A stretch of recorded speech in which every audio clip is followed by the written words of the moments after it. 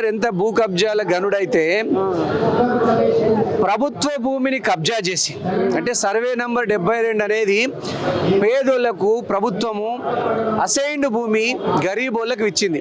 Survey number 72ల భూమిని అల్లుంతో కబ్జా చేయించి ఆ భూమిని జాతీయ పార్టీ అయినటువంటి బీజేపీ పార్టీ హెడ్ క్వార్టర్స్కి అమ్మినటువంటి గనుడు పాయల్ శంకర్. సో మీరు అర్థం చేసుకోవచ్చు, బీజేపీ పార్టీ కార్యాలయం ఆదిలాబాద్లో సర్వే నంబర్ 72 అంటే నిషేధిత జాబితాలో ఉన్నటువంటి ప్రభుత్వ భూమి అసైన్డ్ భూములలో కట్టినటువంటి కార్యాలయం బీజేపీ కార్యాలయం. అది అమ్మినటువంటి వ్యక్తి ఎవరు? పాయల్ శంకర్ యొక్క సొంత అల్లుడే.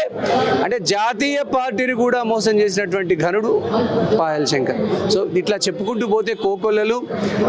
ఒకటి, ప్రజలకు అల్టిమేట్గా కావాల్సింది ఇలాంటి అవినీతి అక్రమాలు చేసేటువంటి నాయకులు కాదు, ప్రజలకు కావాల్సింది అభివృద్ధి చేసేటువంటి నాయకత్వం కావాలి.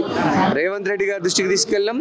బీజేపీ పార్టీ యొక్క ఆఫీసు అసైన్డ్ ల్యాండ్ల అంటే దళిత బిడ్డలకు కేటాయించినటువంటి భూమిలో బీజేపీ పార్టీ ఆఫీస్ని కట్టిండ్రు అని అధికారికంగా కట్టినటువంటి అని బీజేపీ హెడ్ ఆఫీస్ కూడా లేఖ రాసినాం. సో ఎక్కడికక్కడ ప్రభుత్వం సంక్షేమ పథకాలే కాకుండా అక్కడ ప్రభుత్వానికి ప్రజలకు మధ్య వారధిగా ఉండడానికి కాంగ్రెస్ పార్టీ కృషి చేస్తుంది. అవినీతి అక్రమార్కులను ఎవరినైనా